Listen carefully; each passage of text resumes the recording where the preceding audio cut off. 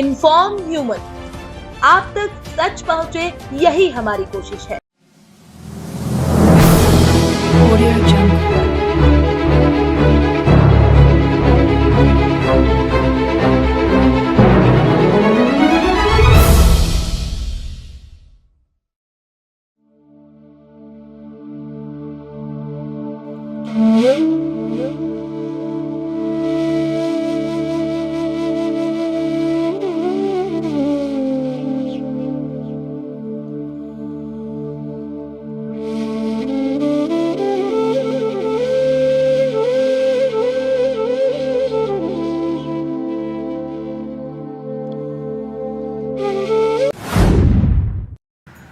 नमस्कार,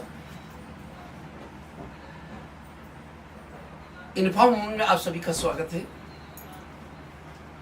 देवास कला, साहित्य और आध्यात्म की नगरी होने के साथ साथ देवास में रहने वाला हर व्यक्तित्व एक अपनी पहचान बनाए।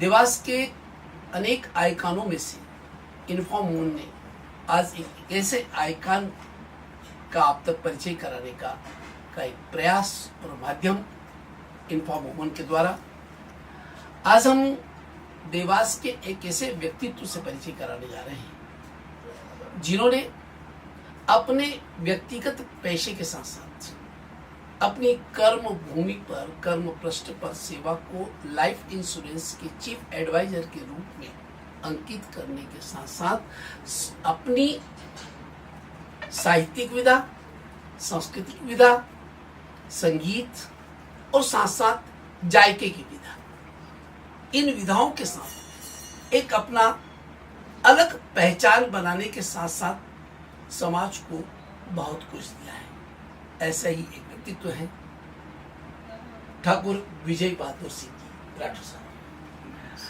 ठाकुर साहब, आपका इन्फॉर्म में बहुत बहुत स्वागत है, बहुत बहुत अभिनंदन है।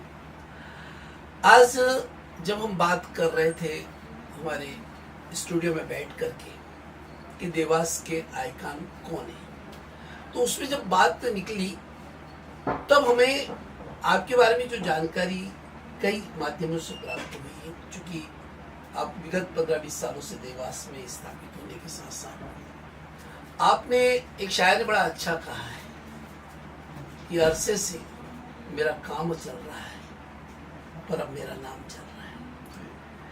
तो आपने इस लाइफ इंश्योरेंस में काम करते करते साहित्य विधा को बोलना, संगीत विधा को बोलना और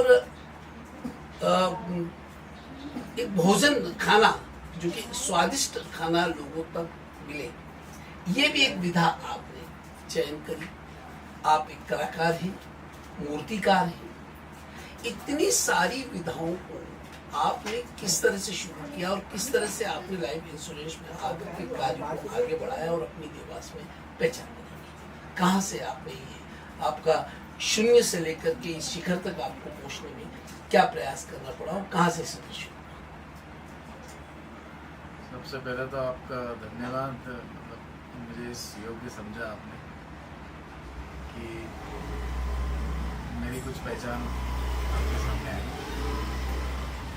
मैं बेसिकली तो पास में मेरा गांव है, ठिकाना मंगवाता मगर रहने वाला, और साथ ही मेरी लगभग 12th तक एजुकेशन तो इंदौर से ही, उसके बाद में भी मैंने देवास से ही केपी कॉलेज से ग्रेजुएशन किया। संघर्ष बहुत था उस समय। पान की दुकान हमने पंचवटी होटल उस समय फेमस थी, वहाँ पर डाली थी और उसी से मैंने मेरी पढ़ाई पूरी कंप्लीट की। वहीं से मुझे LIC एजेंसी का भी प्रस्ताव प्राप्त हुआ था।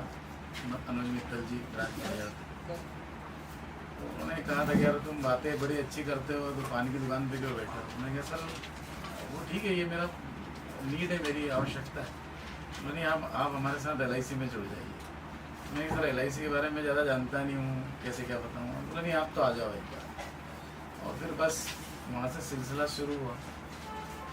थोड़े दिन काम करने के बाद में मुझे थोड़ी सी बोरियत महसूस हुई कि ये काम तो यार बहुत बेकार है यार, कहाँ जाएंगे, बार बार लोग मना करते हैं। तो 3-4 महीने कुछ अच्छा काम करके और मैंने थोड़ा सा स्टॉपेज दे दिया। मगर फिर जून में जो मेरे विकास अधिकारी जिन्होंने मुझे जोड़ा था के श्रीवास्तव जी, वो मेरे पास आए और उन्होंने कहा कि यार आप मुझे 7 दिनों में कुछ ऐसा एक्सीलेंस वर्क करके बताओ। LIC के चेयरमैन श्री जी कृष्णमूर्ति साहब इंदौर आ रहे हैं सयाजी होटल में और वो आपको सम्मान करेंगे। तो वो एक ऊर्जा थी उस समय, तो एक कम समय में एक अच्छे लेवल का कार्य किया। और वहाँ पे उस प्रोग्राम को जब अटेंड किया तो मेरे लिए क्या, मेरे जैसे व्यक्ति के लिए जो पान की दुकान चलाता था उसके लिए सयाजी होटल में जाना एक बहुत बड़ा सपना था। मैंने जिस तरीके की वहाँ की हॉस्पिटलिटी वगैरह देखी और सारा LIC का पूरा कार्यक्रम देखा, मुझे ऐसा लगा कि यार अपन किसी बहुत अच्छे संस्थान में जुड़ गए। उसके बाद फिर हमने पीछे मुड़ के देखा नहीं और लगातार LIC में काम करते रहे। मेरे साथ मेरे स्टाफ भी बैठे हैं दोनों, दरबार सिंह, श्रीमती राशि दवे मैडम को 20 साल हो गए मेरे साथ काम करते हुए, दरबार सिंह को करीब 22 साल हो गए। ये लोग मेरा जो है 2 हैंड है और इनके विश्वास और इनकी मेहनत के साथ साथ हम कार्य को करते रहे और अच्छे लेवल पे कार्य किया। 2005-2006 में LIC अपनी स्वर्ण जयंती मना रहा था। उस वर्ष हमें भी पता नहीं था कि ये काम इतने लेवल पे चला जाएगा। हमने मजाक में एक कसम खा ली कि आज जिस दिन पॉलिसी नहीं बिकी उस दिन खाना नहीं खाएंगे। और ऐसा कसम लेने के बाद में यहाँ थोड़ी सामाजिक बात आती है। राजपूत होने के कारण एक संकल्पित तो मैं शुरू से रहा हूँ, तो मेरा ये था कि नहीं खाना है खाना। तो थोड़े दिन, 1-आध हफ्ते थोड़ी तकलीफ आई, मगर उसके बाद एक चमत्कार सा हुआ था। मतलब 365 दिन होते एक वर्ष में, हमने 705 पॉलिसियाँ सेल की एक वर्ष में। ये मेरे ख्याल से देवास का पहला अचीवमेंट होगा इस तरह का। हाँ, ये रिकॉर्ड ब्रेक नहीं हुआ सर, क्योंकि सिंगल लाइफ थी, एक व्यक्ति की एक पॉलिसी के हिसाब से हमने की। तो पूरा MP छत्तीसगढ़ लेवल पे मुझे मालूम पड़ा मार्च में कि पूरा MP छत्तीसगढ़ जोन लेवल पे अपन मैंने टॉप किया था। उसके उपलक्ष्य में LIC ने मुझे एक महापरमवीर पदक भी दिया। साथ में भोपाल के अपेक्स ऑडिटोरियम में बड़ा प्रोग्राम रखा था, स्वर्ण जयंती सेलिब्रेशन। उसके अंदर स्वर्ण कीर्ति अभिकर्ता की उपाधियाँ थी। और फिर ये सम्मान का सिलसिला तो संस्था में चलता रहा। मगर मेरे बचपन में मेरे कुछ शौक थे, जिसमें जनरली गायन और गायन के साथ साथ मूर्ति बनाना, पूरी सारी चीज़ें कहीं ना कहीं कुंठित हो रही थी इस व्यवसाय में पढ़ने के कारण। धीरे धीरे मैंने फिर जब इधर इस्टेब्लिशमेंट हुआ, धीरे धीरे अपनी मूर्ति कला को बढ़ावा दिया, अपने गायन को बढ़ावा दिया। और कुकिंग में मेरी बहुत रुचि थी, कुकिंग को बढ़ावा दिया।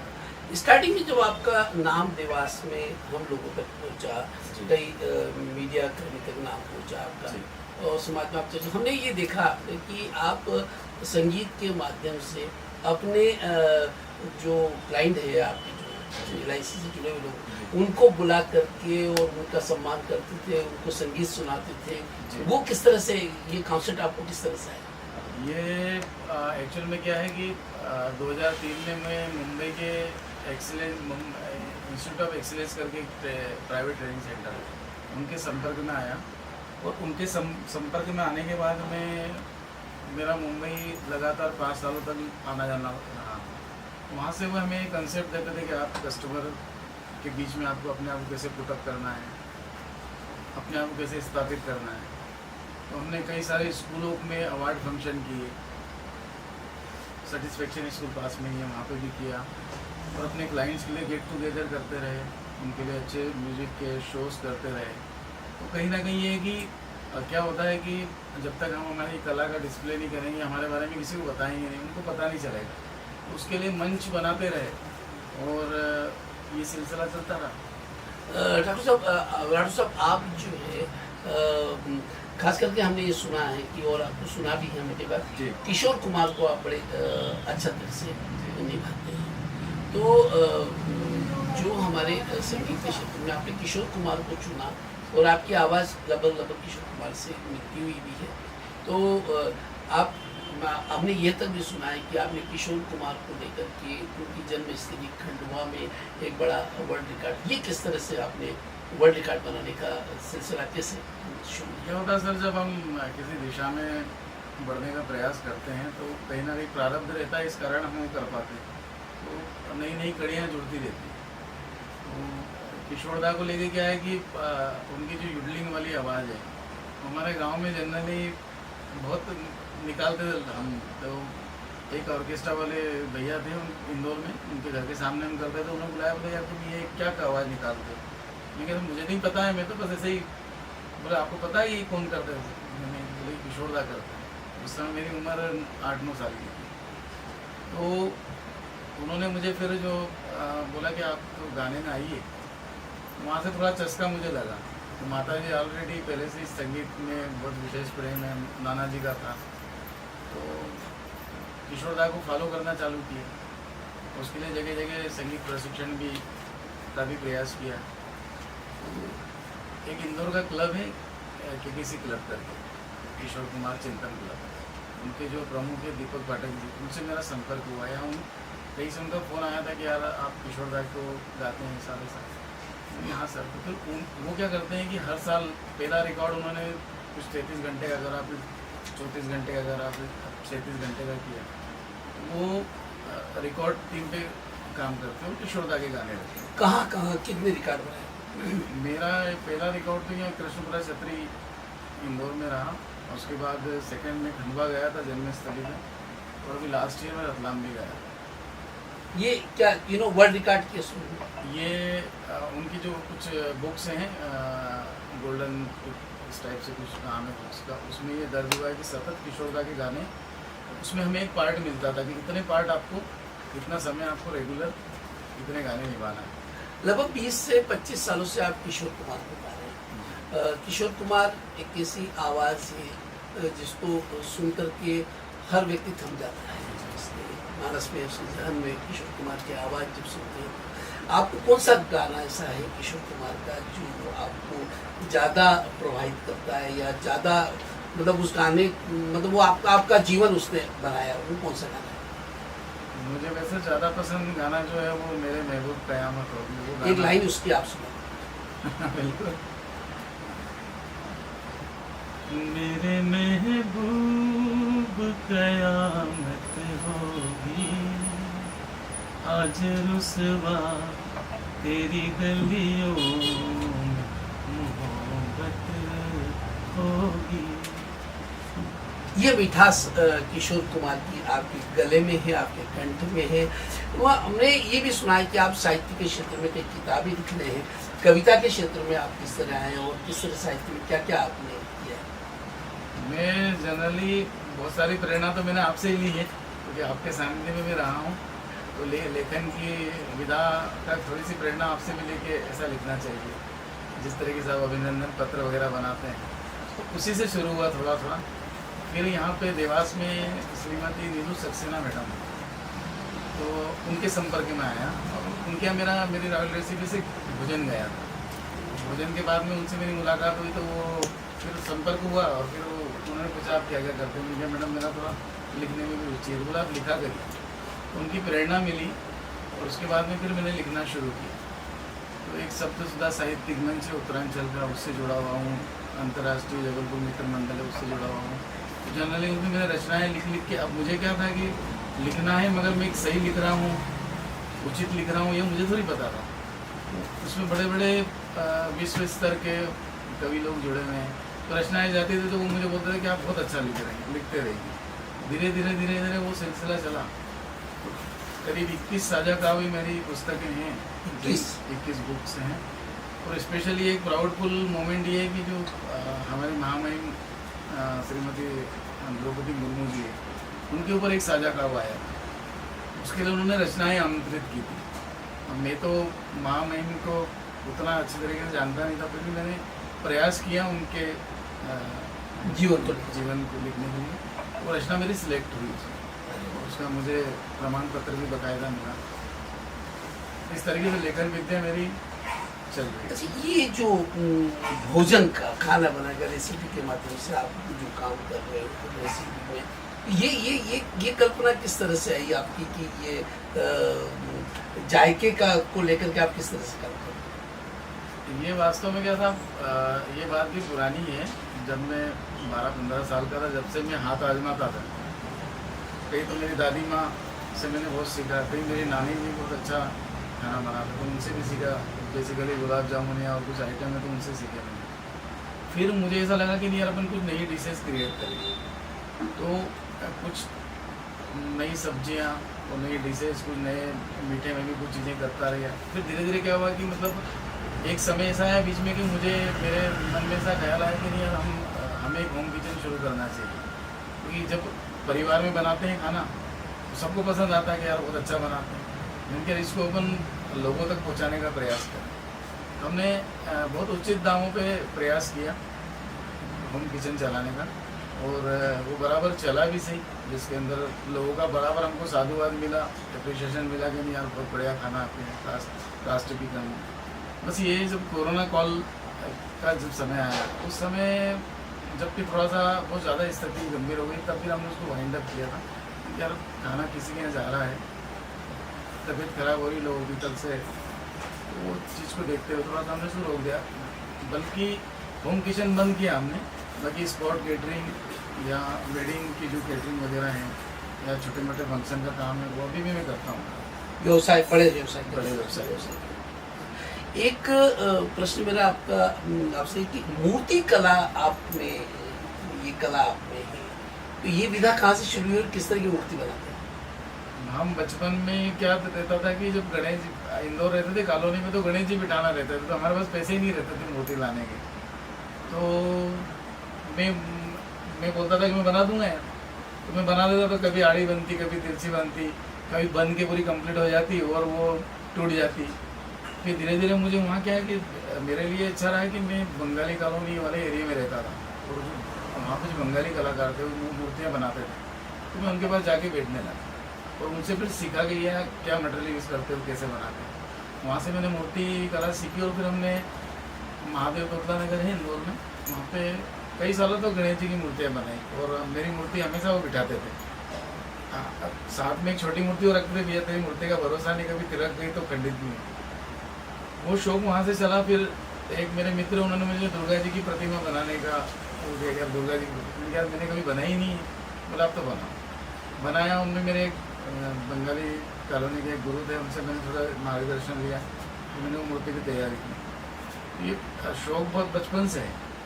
तो बीच में अब जब बाद में इको फ्रेंडली वाला जो प्रोजेक्ट वो आया, तो इसमें फिर हम बनाने लगे, तो वो एक सतत प्रक्रिया में आगे आए।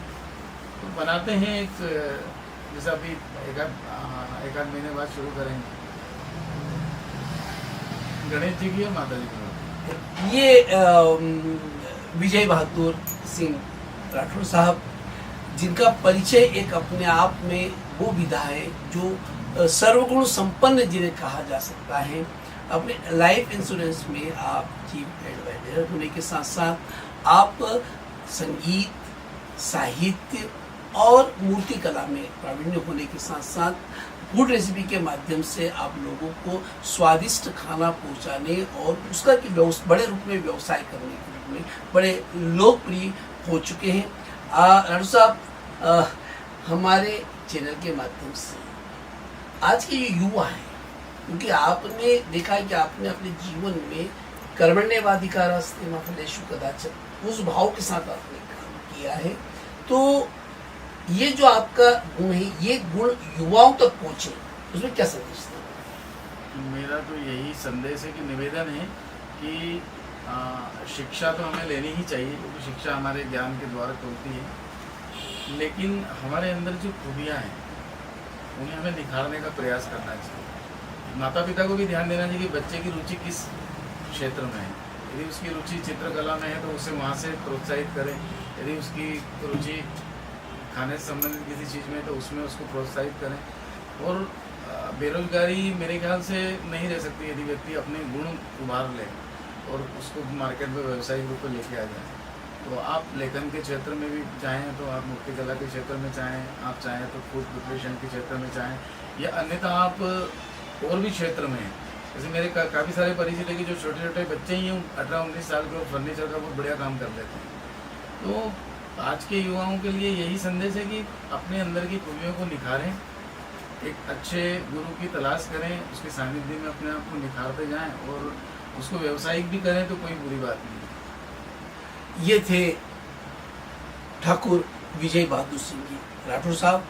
इन्फॉर्म वुमन आप तक उन व्यक्तित्वों का परिचय कराता है जो समाज को दिशा निर्देशित करते हैं, आने वाले भविष्य के लिए एक अपनी विधा के माध्यम से लोगों को जोड़ने की कोशिश करते हैं। आपने लाइफ इंश्योरेंस में रह करके और एक एडवाइजर के रूप में ही काम नहीं किया, बल्कि उन जितने भी अपने क्लाइंट्स हैं उन सब को संगीत से जोड़ा, उन सबको फूड रेसिपी से जोड़ा, उन सबको कला से जोड़ा, उन सब तक साहित्य को पहुंचाने की कोशिश की और समाज में एक बड़ा काम किया है। ऐसे व्यक्तित्व का inform woman icons Dewas icon सम्मान से अवार्ड से सम्मानित करें, ये हमारे लिए गौरव की बात है। बहुत बहुत धन्यवाद ठाकुर विजय बहादुर सिंह जी राठौर साहब।